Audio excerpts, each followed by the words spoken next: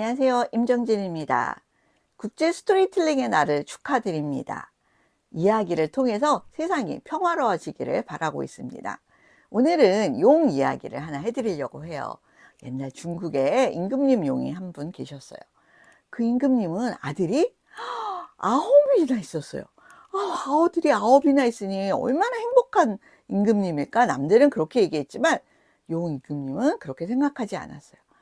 아이고, 자식이 9이면 뭐해? 하나같이 쓸모가 없는 자식이야. 그러면서 그 임금님은 늘 속상해했습니다.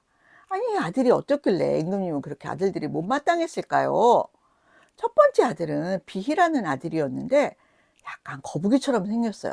그런데 이 아들은 특이하게도 무거운 것만 보면 얼른 갔다가 등에다 턱하니 지고 내려놓지를 않는 거예요.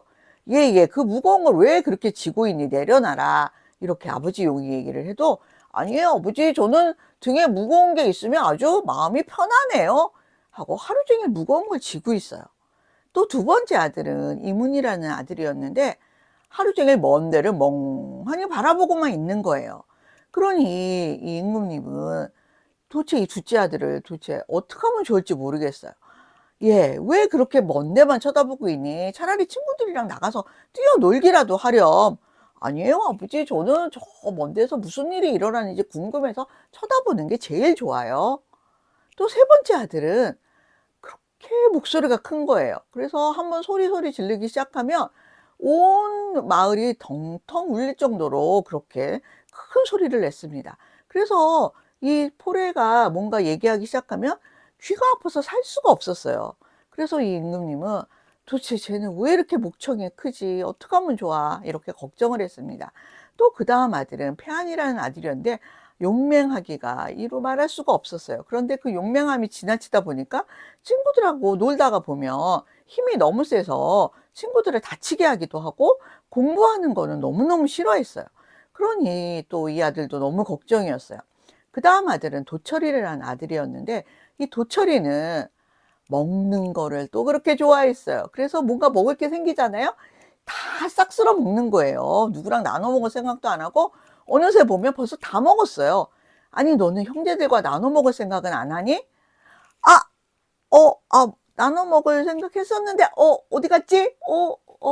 저도 모르게 다 먹었네요. 이러면서 먹는 거를 너무 좋아하는 그런 아들이었어요. 또 그다음에 이수라는 아들이 있었는데 이수라는 아들은 물놀이를 그렇게 좋아하는 거예요. 그래서 맨날 물가에 가서 물장구만 첨벙첨벙 치고 있으니 이 아버지 입장에서는 또 너무 걱정이 되었죠. 아니, 쟤는 맨날 물놀이만 하고 살면 어떡하겠다는 거야. 또 그다음에는 애자라는 아들이 있었는데 이 애자는 칼싸움을 그렇게 좋아하는 거예요. 그러다 보니까 칼싸움을 하다가 보면 뭐 친구를 다치게 하기도 하고 친구가 막 병원에 입원하기도 하고 뭐 난리가 나는 거예요. 저렇게 싸움을 좋아하니 어떡하면 좋아. 그것도 너무 걱정이었죠.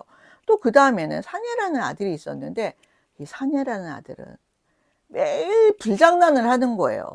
그래서 여기도 태워 먹고 저기도 태워 먹고 이 아버지는 너무나 걱정이 되어서 아이고, 저러다 산불이라도 나면 어떡하나 너무너무 걱정이 되었던 거죠. 또 그다음에 아들은 초도라는 아들이었는데 이 초도라는 아들은 뭐만 보면 다 닫는 거예요. 문도 닫고 창문도 닫고 커튼도 닫고 뚜껑도 닫고 뭐만 보면 다 닫아 가지고 무슨 환기하려고 창문만 열어 놔도 와서 얼른 닫아 버리니까 도대체 답답해서 살 수가 없어요. 그래서 이 임금님은 너무 속상해서 마음의 병을 얻어서 끙끙 앓게 되었습니다. 그래서 임금님을 고치기 위해서 의사들이 왔지만 이거는 마음의 병이어서 의사들도 도와줄 수가 없게 되었어요. 그런데 어떤 나이가 많이 든 지혜로운 신하가 임금님을 찾아왔습니다. 임금님, 임금님, 도대체 뭐가 그렇게 속상하세요? 마음속에 무슨 걱정이 있는지 솔직하게 한번 말씀해 보세요. 이렇게 얘기를 했습니다. 그랬더니 그 임금님이 한숨을 푹푹 쉬면서 자네도 알다시피 내가 아들이 9이나 있지 않은가. 그런데 그 아들들이 도대체 하나같이 쓸모가 없어. 그러니 내가 걱정이 안 되겠나. 남들은 내가 아들이 9이라고 좋겠다고 말하지만 아들 하나라도 똑똑한 아들이 있는 게 낫지. 아들이 9인데 하나같이 쓸모가 없는 아들이니 내가 어찌 병이 안 나겠나. 이러면서 한숨을 푹푹 쉬는 거예요.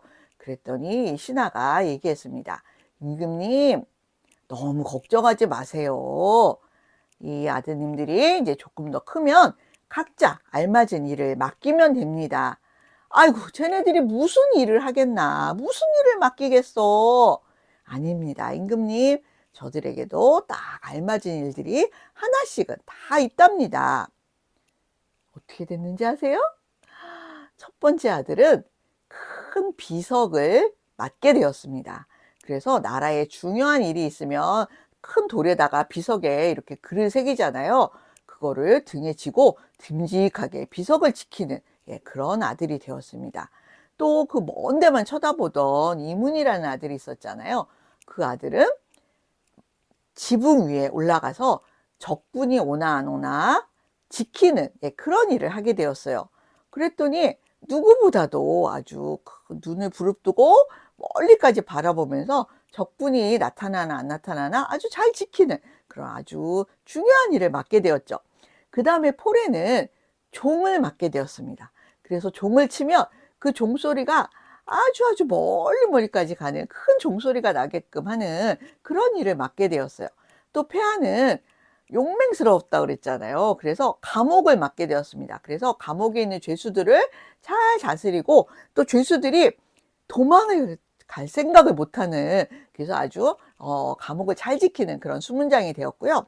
또 도철은 뭐든지 다 잘 먹는다 그랬잖아요. 그래서 큰 소뚜껑에다가 그 도철에 무늬를 새겨 놓으면 맛있는 요리가 되는 그런 솥이 되었습니다. 또 이수는 물장난을 너무 좋아하잖아요. 그래서 그 물이 이렇게 있는 곳에 다리들을 세우잖아요. 그래서 그 다리를 지키는 그런 임무를 맡게 되었습니다. 그러면 물길이 잘 흘러내려가고 또 물속에서 물귀신이 나오는 것을 막는 그런 일을 맡게 되었죠. 또 애자는 칼싸움을 잘한다고 그랬잖아요. 그래서 칼고리 손잡이에 그 애자의 얼굴을 다 새겼습니다. 그랬더니 전쟁에 나가서 장수들이 전쟁을 할 때 아주 적군을 잘 물리치는 그런 용맹한 장수들이 되었고요. 또 그 불장난 잘하는 그 사니에라는 왕자는 향로에 새겼어요. 그랬더니 향불이 잘 타서 제사를 지낼 때 향불이 아주 향기롭게 잘 타게 되었습니다. 또 초도는 뭘 닫는 걸 좋아한다 그랬잖아요. 그래서 나라의 큰 성문을 지키는 그런 일을 맡게 되어서 이 초도가 문을 쫙 닫고 있으면 아무도 쳐들어올 수 없는 그런 중요한 일을 맡게 되었습니다. 자, 9명의 아들이 다 골칫거리라고 생각했지만 실은 굉장히 중요한 일을 할 수 있는 그런 아들들이 되었죠. 그래서 그 9명의 아들이 모두 각자 맡은 일을 잘하고 있으니까 이 임금님은 아픈 게 싹 나았습니다. 그리고 그 나라의 백성들도 모두 행복하게 살게 되었답니다.